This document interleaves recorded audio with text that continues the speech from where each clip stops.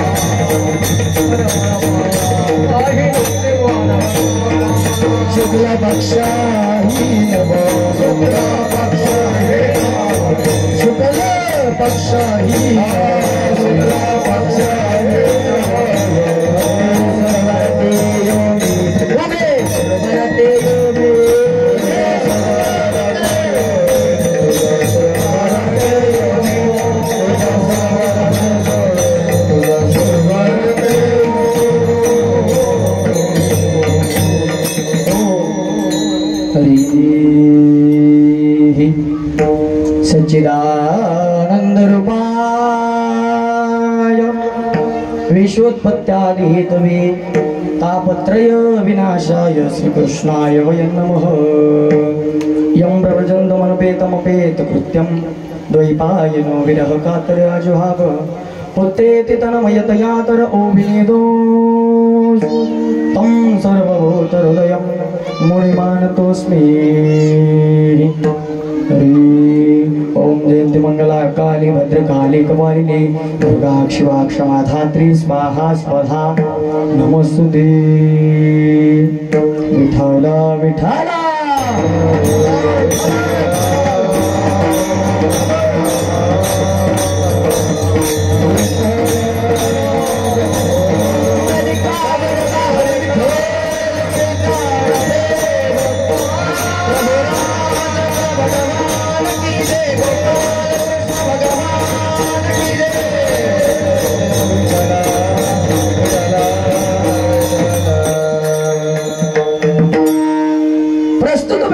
प्राप्त स्थली कीर्तनाच्या सभेकरिता घेतलेला निवडलेला अभंग विश्वमान्य विश्वभूषण विश्वाधिकार विश्वप्रिय चिन्मय स्वरूप संपन्न असणारे साधू देवनिवासी श्रीमंत श्री जगद्गुरु तुकोबर यांचा चार चरणाचा सर्वांच्या परिचयाचा भगवान श्रीकृष्ण परमात्म्याने केलेल्या लीलेचं वर्णन करणारा नवे तर गोपाळांचा भाव अंतःकरणात ठेवून केलेलं वर्णन म्हणजेच तुकोबरायांनी ज्या अभंगात केलं तो अभंग सर्वांच्या परिचयाचा आणि काल्याच्या प्रभू रामचंद्र परमात्म्याच्या जन्मोत्सव करिता निवडलेला आहे। विठ्ठल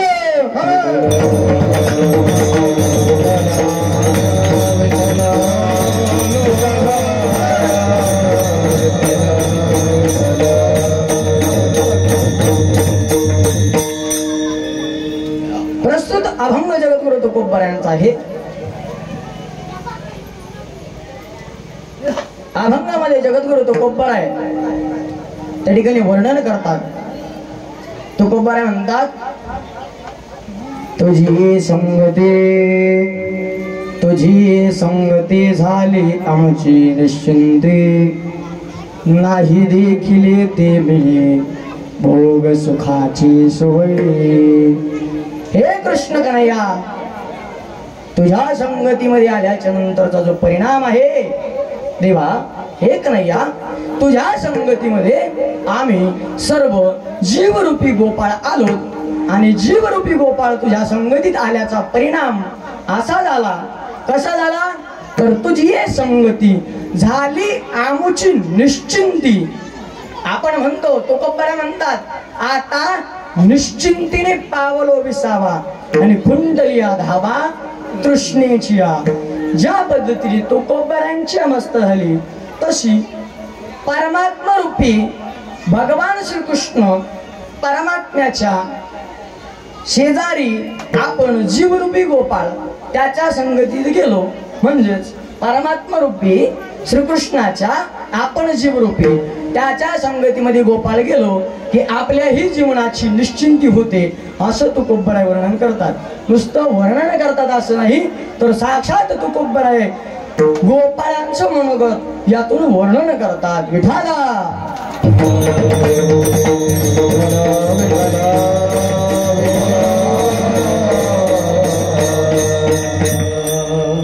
त्यानंतर म्हणतात तुझी संगती झाली आमची निश्चिंती नाही देखिले ते मिळे भोग सुखाचे सोहळे। जे आम्ही कधी दृष्टीतही आमच्या आलं नव्हतं काय जे सुख जे परमात्म तत्व जे आनंद अद्वय नित्य निरामय असं असणारं स्वरूप कधी आमच्या दृष्टीतही आलं नव्हतं ते सुख तुझ्या संगतीमध्ये आल्याच्या नंतर आम्हाला प्राप्त झालंय। काय नाही देखिले ते मिळे भोग सुखाचे सोहळे। काय काय सांगितलं एक तर भोग आणि दुसरं म्हणजे सुखाचा सोहळा। तर तू आम्हाला हाकलून जरी लावला भगवान परमात्मा कुठून तुझ्या संगतीत आल्याच्या नंतर तू आम्हाला हाकलून जरी लावलं तरी तू का म्हणे आता आम्ही नवजो दबडिता तू आम्हाला लोटून लावलंस हाकलून लावलं तरी देखील आम्ही या ठिकाणाहून तुझ्या संगतीमधून जाणार नाहीत देवा। विठ्ठल विठ्ठल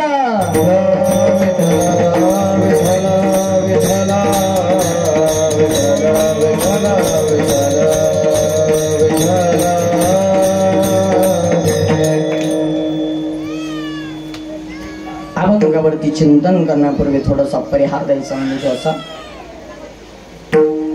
आता जे अभंगावरती चिंतन सांगितलं हाच अभंगाचं चिंतन घडलंय असं सर्वांनी समजायचे बरं का.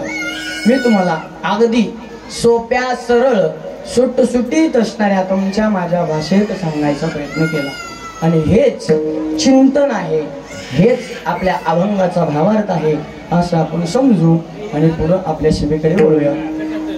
अभंगावरती चिंतन करण्यापूर्वी थोडासा परिहार द्यायचा म्हणजे तो असा, प्रतिवर्षीप्रमाणे याही वर्षी काय, प्रतिवर्षीप्रमाणे याही वर्षी प्रभू रामचंद्र परमात्म्याच्या जन्मोत्सवाच्या निमित्ताने चालत असलेला हा अखंड हरिनाम सप्ताह, यामध्ये ज्ञानेश्वरी पारायण सोहळा संपन्न होतोय.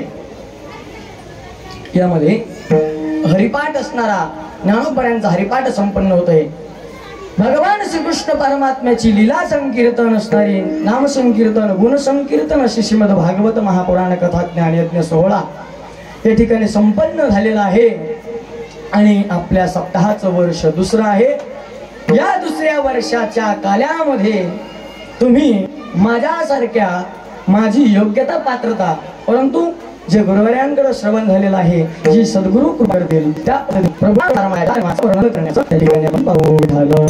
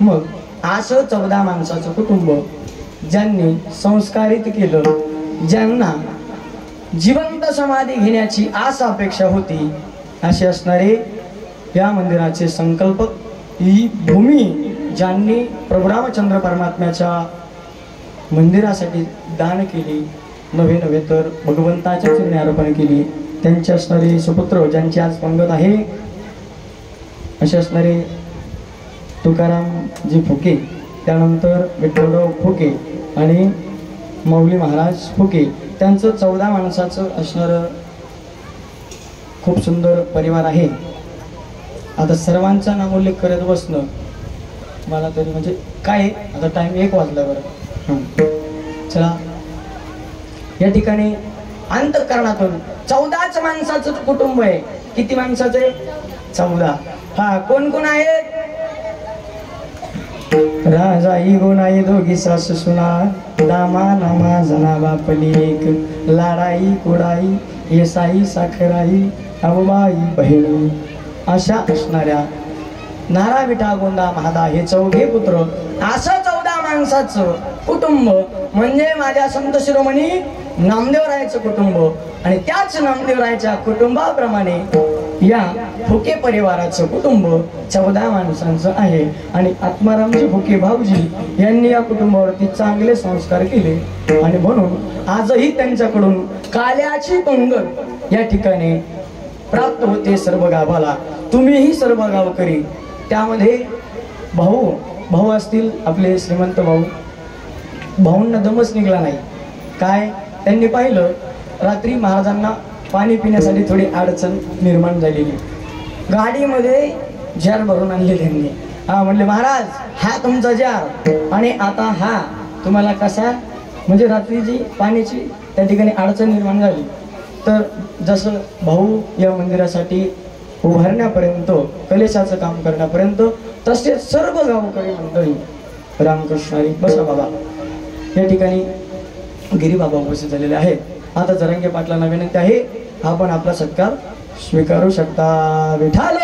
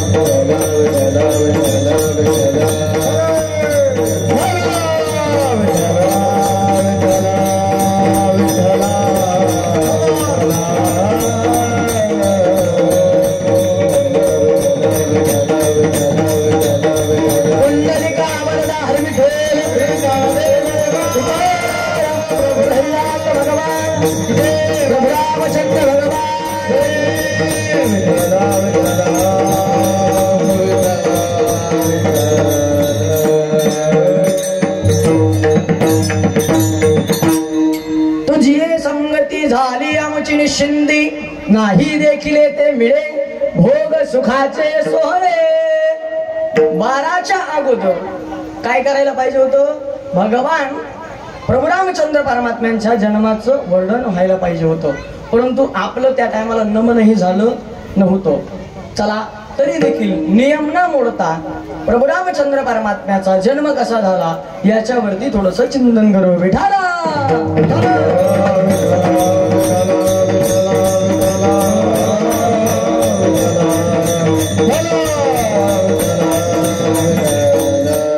प्रभू रामचंद्र परमात्म्याचा जन्म कशाकरिता होतो मायवा? भगवान परमात्मा जन्माला कशासाठी येतो? ज्याला रंग नाही रूप नाही नाही वर्ण छाया निर्गुण निराकार तो चिरघुराया असा असणारा हा परमात्मा, असा असणारा हा भगवंत कशाकरिता प्रगट होतो? तर ज्या ज्या वेळेला ऐका ऐका थोडं ऐकू ऐका, प्रभू रामचंद्र परमात्मा तो असणारा भगवान त्या ठिकाणी का प्रगट होतो याचं कारण काय आहे? तर याचं कारण आहे या भूतलावरती या मृत्यू लोकांमध्ये ज्या ज्या वेळेला दैत्य वृत्तीचे लोक जन्माला येतात, दैत्य वृत्तीचे असणारे राक्षस निशाचर जन्माला येतात, त्या राक्षस निशाचरांना त्या ठिकाणी काय करण्यासाठी? तर त्यांचा निपात करण्यासाठी भगवान परमात्मा साक्षात अवतार धारण करत असतो। कसा? संत याचं वर्णन करत असताना म्हणतात, भक्ताला के पाया पाशी दुर्जनासी संवारे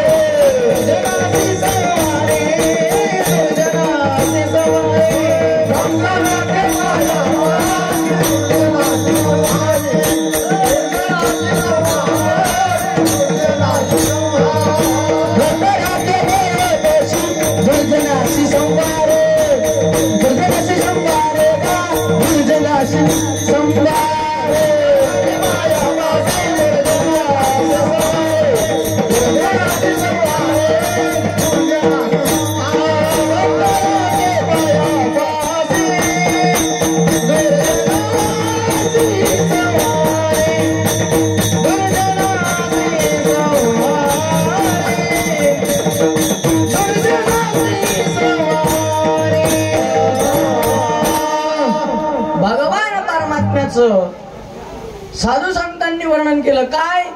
भक्ता राखे पायापाशी दुर्जनाची संवारे। भक्ताला पायापाशी राखतो आणि दुर्जनाचा संवार करतो। एक वाजत आलाय, एक वाजलेलाच आहे हा, आणि आपल्या कीर्तनात फक्त 1 तास झालाय। काल्याचं कीर्तन किती तास असतं सांगा महाराजजी? किती तास असतं? 3 तास।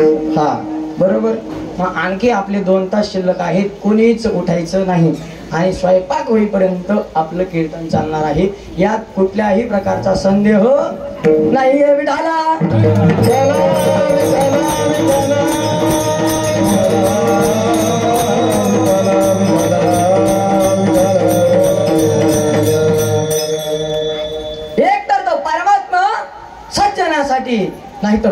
कोणासाठी येतो? तुम्हा आम्हासाठी जे येतात ते म्हणजे संत असतात आणि तेच संत त्या असणाऱ्या भगवंताची ओळख करून देतात, ज्यांचं नाव आहे संत, ज्यांना आपण गुरु रूपानं मानू शकतो. आपण त्याच असणाऱ्या संताला काय सद्गुरु रूपानं मानू शकतो. आणि त्या संतांनी आपल्याला त्या परमात्म्याला निर्गुण निराकार स्थितीमधून सगुण साकार करण्याचं काम केलं.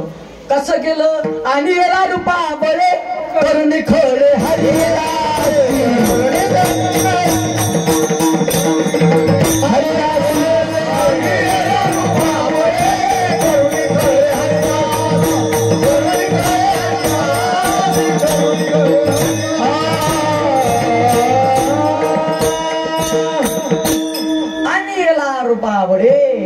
करोनी खळी हरिदासी. त्या परमात्म्याला या भूतलावरती आणण्याचं काम कोणी केलं? तर साधू संत महात्म्यांनी केलं. कसं? तर दशरथ नावाचा राजा होता आणि या दशरथ नावाच्या राजाला 3 पत्न्या होत्या. ऐका, दशरथ म्हणजे 10 इंद्रियांवरती जो दमन करतो, 10 इंद्रिय ज्याच्या ताब्यात आहे असा असणारा दशरथ. मी काय सांगतोय? कोणाकरता सांगतोय? याच्यासाठी उंच कान करून कीर्तन ऐकायचं. विठाल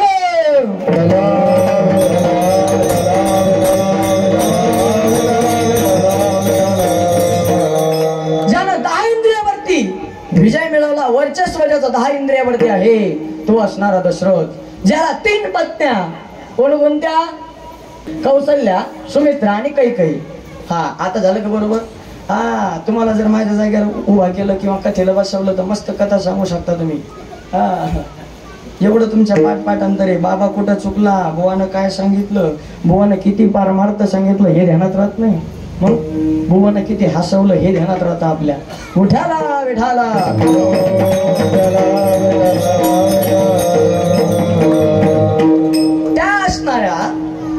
त्या असणाऱ्या राजा दशरथाला ज्याने 10 इंद्रियावरती विजय मिळवला, त्या दशरथ राजाला 3 पत्न्या. किती होत्या? 3 पत्न्या होत्या, मुख्य राण्या बरं का. हा, राजाधिराजांना अनेक पत्न्या होत्या पण त्यातल्या मुख्य राण्या असणाऱ्या 3. त्या 3 राण्या म्हणजे कोणकोणत्या? रज, ताम आणि सत्व. म्हणजेच या देहाला प्राप्त झालेल्या मनरूपी काय, या आत्मारामरूपी दशरथाला या 10 इंद्रियावरती विजय मिळवणाऱ्या मनरूपी दशरथाला किती पत्न्या आहेत? तर 3. ज्यांचं नाव आहे काय? ज्यांचं नाव आहे, एक म्हणजे रजगुण, सत्वगुण आणि तमगुण. ह्या 3 गुण म्हणजे त्याच्या पत्न्या आहेत. अशा असणाऱ्या राजा दशरथाला त्याच्या संसाराच्या वेलीमध्ये कधी फळ लागलं नाही. बऱ्याच दिवसाचा कालखंड निघून गेला. प्रभू रामचंद्र परमात्मा त्या ठिकाणी येणार होता, परंतु कसा येणार? त्याच्यासाठी सद्गुरूला शरण गेलं पाहिजे माहिती बा. मी ज्या ज्या ठिकाणी जातो ना कथेकरिता त्या ठिकाणी माझ्या सद्गुरूंचा फोटो मी माझ्यासोबत ठेवतो. आजही तुम्हाला ते त्या ठिकाणी पाठीमागे पाहायला मिळतील. म्हणून श्री गुरु सारे का सता पाठी राखा, इतराच्या लेखा कोणतरी. अहो, हे मी नाही सांगत, हे माझे सद्गुरू बोलतात. विठाल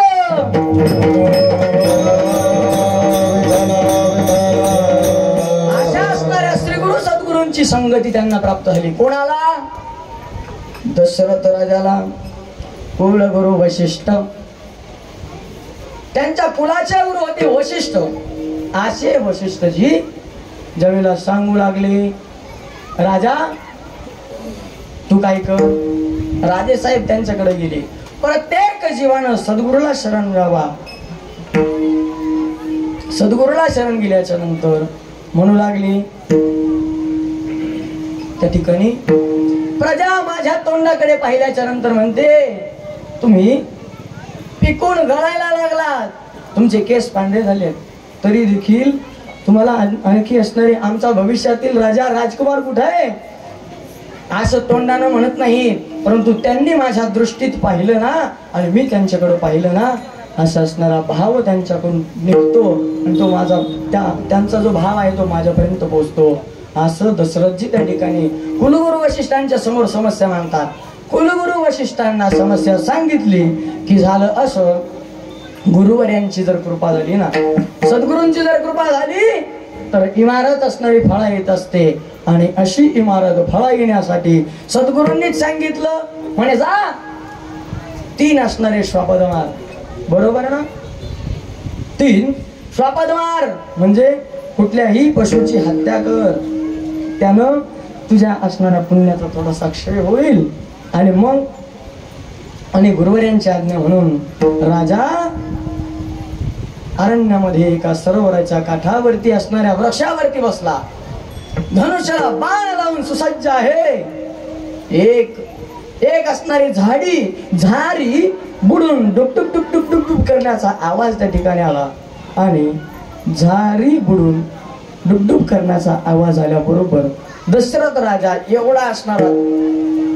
एवढा त्याच्यामध्ये निपुण होता. आवाजाच्या दिशेनं लगेच बाण सुटला. जसा बाण सुटला माय बाप तसाच असणारा छाताडामध्ये घुसला. छाताडामध्ये घुसलेल्या बाणानं त्या ठिकाणी आई असं करून त्या ठिकाणी आवाज आला. आणि मग कळालं कुणीतरी श्वापद नाही, मनुष्य मेलेला आहे. जाऊन पाहतात तर श्रावण नावाचा बाळ आपल्या आंधळ्या आई वडिलांना काशी तीर्थक्षेत्राची यात्रा करण्यासाठी घेऊन चालला होता. विचारपूस झाली, बोलता झाला. अहो ऐका ना, कोण आहात तुम्ही, मला कशा करता बाण मारला? ऐकताय ना सर्वजण? हा, उंच कान करून ऐका माय बाप. मला कशा करिता बाण मारला असं श्रावण बाळ ज्यावेळेला बोलू लागला ना, त्यावेळेला दशरथ राजाने सांगितलं माझ्या गुरुवर्यांनी मला श्वापदांची हत्या करण्यासाठी सांगितली होती आणि चुकून तुम्हाला बाण लागला. बरं ऐका ना, मला बाण लागा ना का, मी गतप्राण होईना का, परंतु माझे आंधळे आई वडील असणारे काय आहेत तर खूप तहानेनं व्याकुळ झालेले आहेत. आणि तहानेनं व्याकुळ झालेल्या माझ्या आई वडिलांना त्या ठिकाणी पाणी असणार तुम्ही घेऊन जा. पाण्याची झारी त्या ठिकाणी घेऊन गेले. बोलत नाहीयेत, गुपचूप पाणी पाजण्याचा प्रयत्न करतात. अरे बाळा, हे श्रावणा आलास, खूप दूर गेला होतास, खूप दूर गेला होतास, आलास बाळा, आहे की ना? हे बाळा का बोलत नाहीस रे? कोण म्हणतोय? आंधळे आई वडील श्रावण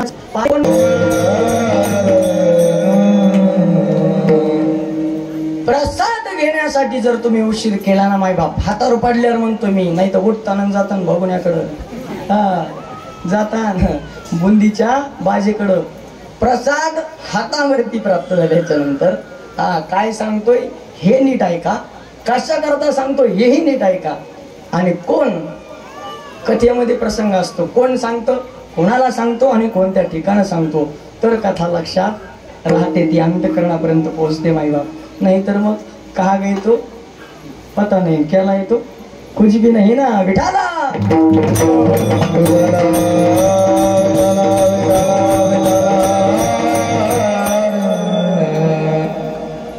प्रसाद प्राप्त झाल्यानंतर आपण जास्त वेळ न घालवता तो प्रसाद प्राशन केला पाहिजे, घेतला पाहिजे. असा प्रसाद दोघी जणींनी त्या ठिकाणी घेण्याचा प्रयत्न केला, श्रद्धा ठेवली त्याच्यावरती. मग एक जणीचा असणारं मन कुळकुळ होतं, तिचं नाव काय, काय नाव? तिच्या हातावरचा प्रसाद गाडीनं उचलला आणि कुठं टाकला? अंजनेरी नावाच्या पर्वतावरती टाकला. अंजनेरी नावाच्या पर्वतावरती टाकला. त्या ठिकाणी अंजनी तप करत होती. भगवान शंकर परमात्मा स्वतः महारुद्र रूपाने त्या ठिकाणी प्रगट झाले. आणि मग तेच महारुद्र परमात्म्याला सहकार्य करण्यासाठी आले. श्रीकृष्ण त्या असणाऱ्या प्रभू रामचंद्राच्या जन्मामागचे 5 कारण सांगतो.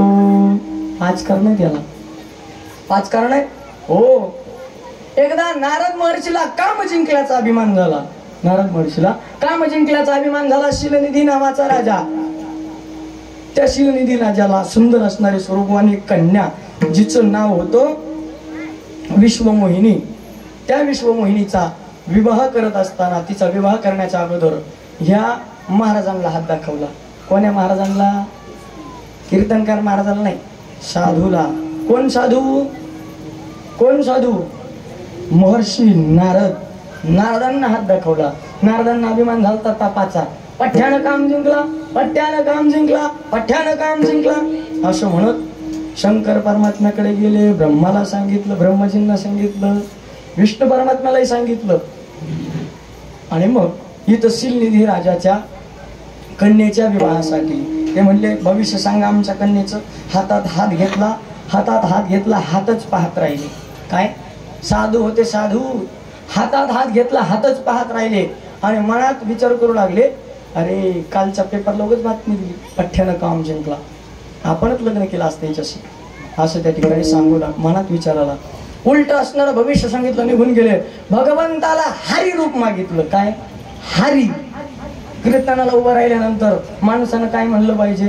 रामकृष्ण हरी, हरी म्हटलं पाहिजे.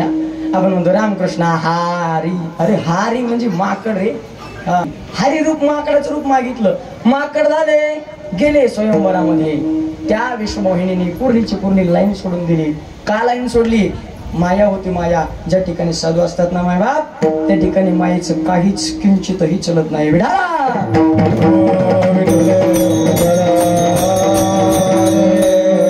आणि मग दुल्हनले गई लक्ष्मी निवासा. क्षीरसागरामध्ये शयन करणारा परमात्मा एका रूपात आला. त्यानं त्या असणाऱ्या कन्येनं त्याला वरलं. वरल्याबरोबर तिला घेऊन चालला. आणि हे पाहिलं कोणी? नारद महर्षीनं. नारद महर्षीनं पाहिल्याबरोबर नारद महर्षीनं त्या ठिकाणं देवाला पाहिलं. म्हणला, का रे, मला माकडाचं तोंड दिलंस आणि स्वतः पत्नी घेऊन चाललास.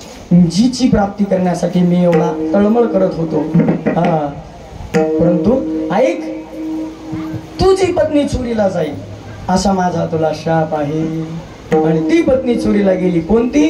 जिचं नाव आहे सीताई साहेब. आणि ती पत्नी शोधून देण्याचं काम मी करल. मी शंकर रूपामध्ये येईल. शंकर परमात्म्याला त्या ठिकाणी ग्वाही दिली, त्या ठिकाणी वचन दिलं. शंकर परमात्मा म्हणतात, ती पत्नी शोधून देण्यासाठी तुला वानराची मदत घ्यावं लागेल. मला वानराचं तोंड दिलं ना, म्हणून मग झालं असं. हा झाला भगवान परमात्मा प्रभू रामचंद्राचा जन्म होण्याचं पहिलं कारण. दुसरं कारण काय आहे? जालंधर नावाचा दैत्य, त्याची पत्नी वृंदा. विष्णू परमात्मा जालंधराचं रूप घेऊन तिच्या ग्रहात गेले, तिच्या शयन कक्षामध्ये गेले. आताच्या शब्दात जर सांगायचं ठरलं तर बेडरूम मध्ये जाऊन नुसते पलंगावरती बसले. एवढ्यात तिचं पातिव्रत्य भंग झालं. आणि एवढ्या पातिव्रत्य भंग झालं की तिकडं शंकर परमात्म्याच्या एका बाणात, एका त्रिशूळामध्ये जालंधर मारल्या गेला. जालंधर मारल्या गेला. आणि मारल्या गेल्याच्या नंतर सरकार राणी सरकार जालंधर सरकार मारे गए. शिर घेऊन आले, शिर घेऊन आले, समोर दाखवलं. मग हे जर शिर माझ्या मालकाचं आहे तर मग शयन कक्षामध्ये जे आहेत ते कोण आहेत? विष्णू रूपात प्रगट झाले. शाप दिला, अरे माझ्याशी छळ केलास, एवढी असणारी मनोमन भक्ती मी तुझी केली देवा, आणि तू माझ्याशी छळ केलास. ऐक ना, हे भगवंता, माझा तुला शाप आहे. दगडाच्या पाषाणाचा झालास, दगड होऊन पडशील. हे शंकाचूडाच्या असणाऱ्या पत्नीला दिलेला शाप आहे. पण हिनं काय दिला? वृंदेनं काय श्राप दिला? तर तुझी ही पत्नी माझा मालक चोरून नेईल. तोच असणारा जालंधर पुढं रावण झाला, त्याला तुला मारावं लागेल. असं त्या ठिकाणी दुसरं कारण. तिसरं कारण, बोलिले वाल्मिक तैशीची करीन वरतो निलावीन नामा म्हणे.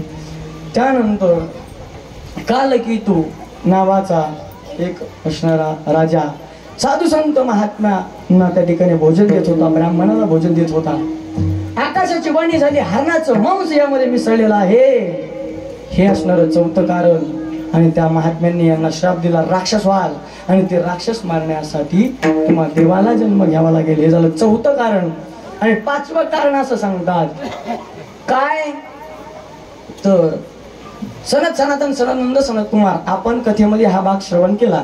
द्वारपाल असणारे उभे होते. 4 ऋषी वैकुंठामध्ये जाण्याचा प्रयत्न करतात. भगवंतांना त्यांना भगवंताकडे जात असताना सनत कुमारांना या 2 द्वारपालांना अडवलं तसं यांनी शाप देऊन टाकला. आशीर्वाद. 5वं कारण विठाला.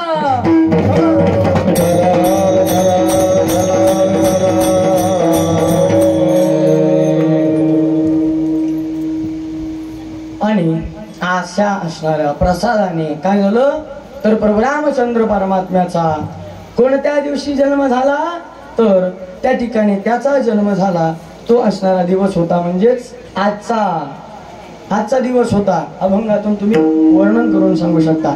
जो अभंग आता आपण राम प्रभूच्या जन्माच्या निमित्ताने घेतला त्या अभंगामध्ये त्याचं वर्णन आलं पहा. काय अभंग? उद्भव हा चैत झाले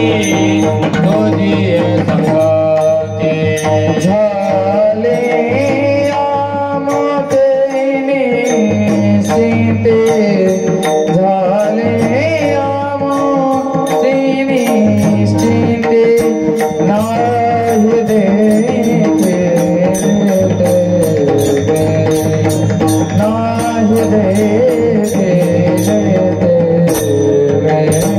झाली आमोतेने सीते झाले आमोतेने सीते नाही देते देते नाही देते देते मेळ सुखाचे सोहळे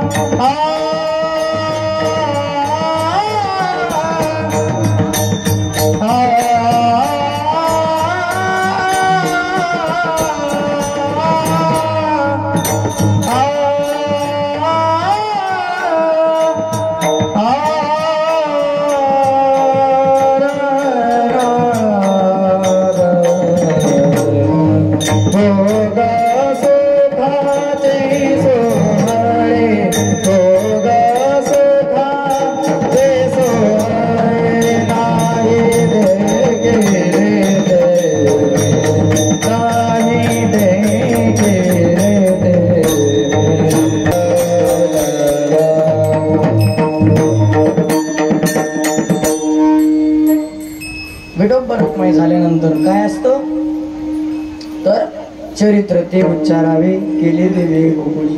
परंतु विठोबा रुक्माईच्या अगोदर आपल्या अभंगाचा भाव झाला ना. सरळ सरळ अर्थ मी तुम्हाला सांगितला आणि त्याच वेळेस सांगितलं काय सरळ सरळ अर्थच हा अभंगाचा भाव आहे बरं का. तरी देखील वक्त्याचं कर्तव्य म्हणून शब्दशः परत सरळ भावार्थ सांगण्याचा प्रयत्न करतो. कमीत कमी एक तरी चरण सोडू द्या म्हणजे मग काय होईल तुमचं बी समाधान होईल सर्वांचं. नाही तर कोणा म्हणते महाराजांनी अभंग घेतलं एक नुसतं कृष्णचरित्र सांगितलं हे सांगितलं ते सांगितलं.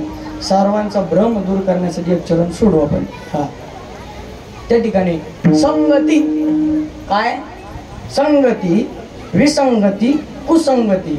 आता कुसंगती गेल्यानंतर काय होतं विसंगतीत गेल्यानंतर काय होतं आणि संगतीत आल्यानंतर काय होतं हे सांगतो तुम्हाला. विसंगतीमध्ये गेलं म्हणजे एखाद्या दारुडा भेटला की ते काय करतो घरी थांबत नाही निघाले कुठं नाव घेऊन तिथं जातात. हा याला म्हणायचं विसंगती. हा कुसंगती.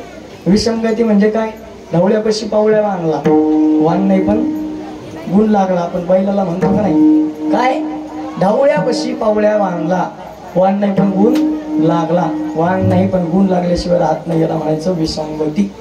आणि संगती हा संगती म्हणजे संगती संगती मनोमार्गती संगती संगती मनोमार्गती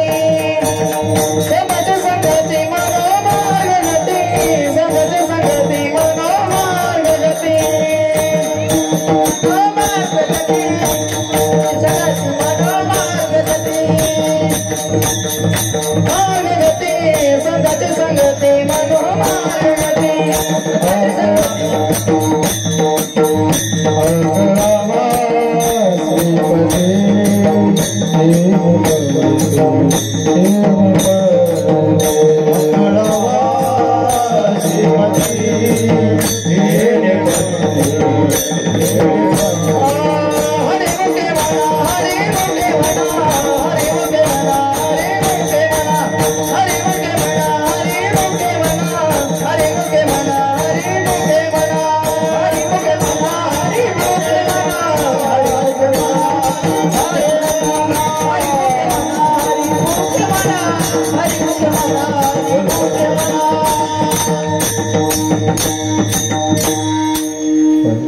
याला म्हणायचं संगती. संगती कोणाची केली पाहिजे?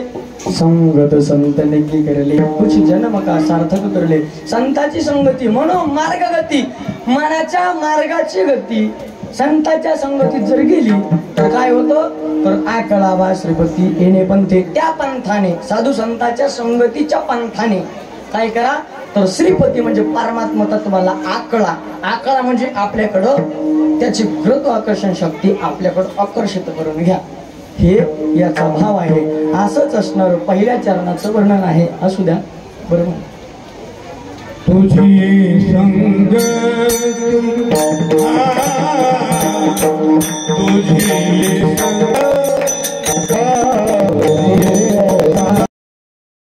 एका असणाऱ्या गल्लीत गेला. त्या गल्लीत गेल्याच्या नंतर कृष्णानं पाय आपटायला सुरुवात केली. एक गवळण होती. गवळण काय? एक गवळण होती आणि तिचा स्वभाव अगदी सगळ्यात तिखट मिरची. जिचं नाव कोणतं? काय तिचं नाव? सगळ्यात तिखट मिरचीचं नाव काय? लवंगी. लवंगी कसे सांगत आहेत सगळ्यात तिखट मिरचीचं नाव? कोण सांगत आहे? हे सांगत आहेत सगळ्यात तिखट मिरचीचं नाव म्हणजे लवंगी. अशी लवंगी मिरची जिच्यात गुण आहे अशी गवळण होती. तिनं सांगितलं कन्हैयाला सूचना देऊन ठेवली होती. इकडे लक्ष द्या, ऐका. त्या ठिकाणी तिनं कन्हैयाच्या आईला आणि कन्हैयाला सूचना दिली होती. काय सूचना दिली होती? म्हणे तू आमच्या घरी येऊन पाय.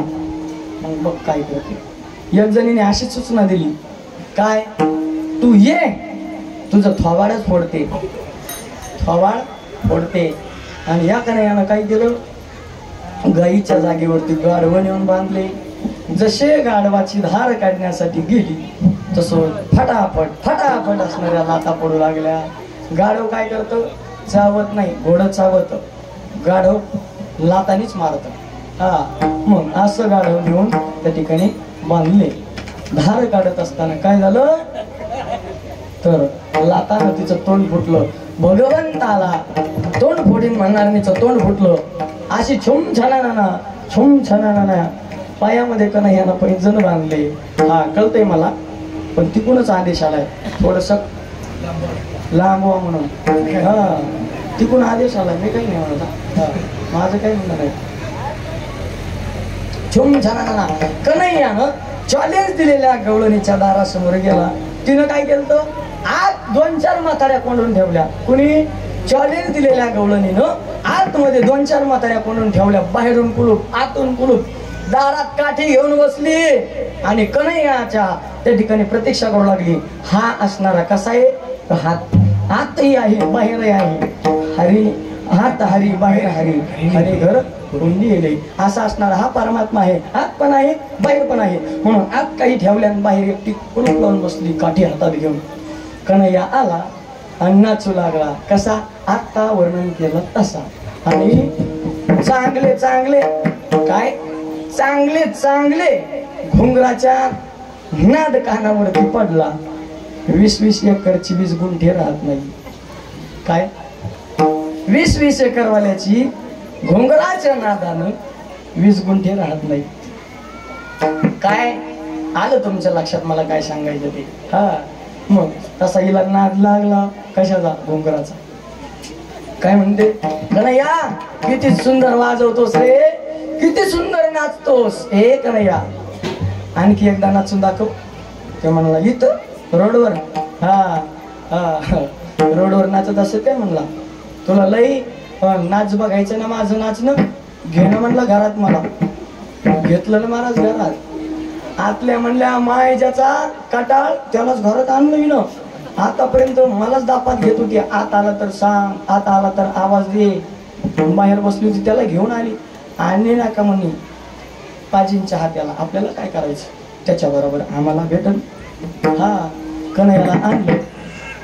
आल्याबरोबर कन्हैया म्हणतो नाचून दाखवू का मग आता. ते म्हणलं हो. सगळ्याच गोडीने म्हणलं कायच नादर नाचतीस माय. म्हाताऱ्या माणसं असंच म्हणतात, कितीच नादर कीर्तन सांगितलं से पोरा असं म्हणतात. ही त्याला नाही म्हणल्या कुणाला, हा म्हणते ना असं ऐकल्यावर. हा तो ह्या वयाच्या मानानं चांगलं सांगतो. वयाच्या मानानं म्हणजे म्हणजे काही होतं का माझ्याकडून सांगणार. त्या असणाऱ्या कृष्ण परमात्म्याला असंच बोलल्या, कितीच नादर नाचतो रे, किती सुंदर नृत्य करतोस भगवंता, एकदा आमच्या करता नाच ना. हे देवा आमच्या करता नाच. त्याला श्रद्धा पाहिली, अंतकरणातला भाव पाहिला. नाचला भगवान परमात्मा. नुसता नाचला नाही तर म्हाताऱ्या डुलायला लागल्या जागची जागेवर. जागची जागेवर डुलायला लागल्यानंतर कन्हैया म्हणला उठा, चला उठा.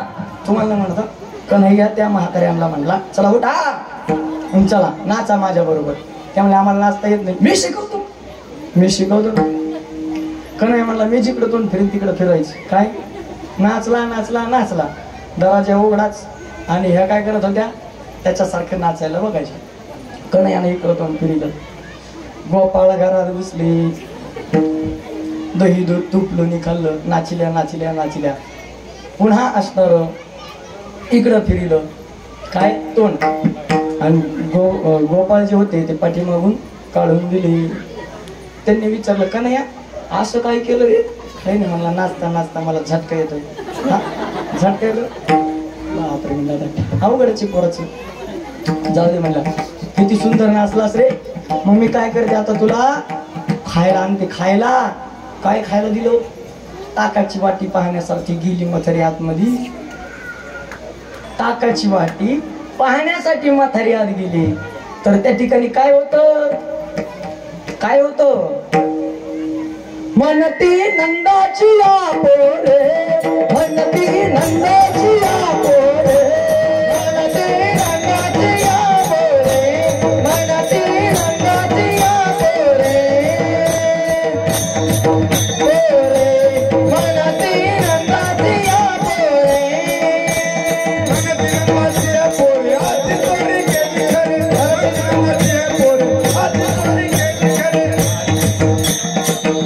हो म्हणती नंदाची पोरे, म्हणती नंदाची पोरे, म्हणती नंदाची पोरे. पाहाची गवळणी तवती पाहती तुझाने, पाहाची गवळणी. श्रीकृष्ण परमात्म्याने असा सुंदर साकाला केला. अभिभ्रद वेणुम जडर येऊ शृंग वेत्रेचे कक्षे वाळवंटामध्ये सर्वांना जमा केलं. कमलाकार बसवलं, हातातली असणारी बासरी कमराला खोवली. या असणाऱ्या दोन्ही बोटाच्या मध्ये लोणचं घेतलं, या बोटाच्या मध्ये लोणचं घेतलं, या बोटाच्या मध्ये लोणचं घेतलं आणि अशी असणारी मूठ केली. आणि काय केलं तर काला केला आणि सर्व गवळ्यांना गोपाळांना वाटला.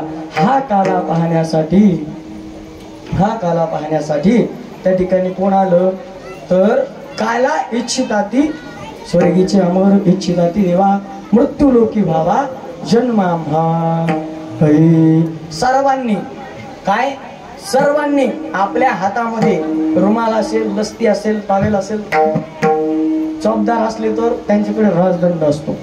सर्वांनी असं फिरवायचा. कधी कधी फिरवायचा, ज्यावेळेला काल्याची दहीहंडी फुटणार आहे त्यावेळेला सर्वांनी आपल्याकडं अशी असणारी दस्ती नॅपकिन असेल ती हातात घ्यायची आणि फिरवायची आहे. कारण देवादिखांना वाकलं लावण्याचा अधिकार फक्त त्यालाच आहे. असं वाकलं त्या ठिकाणी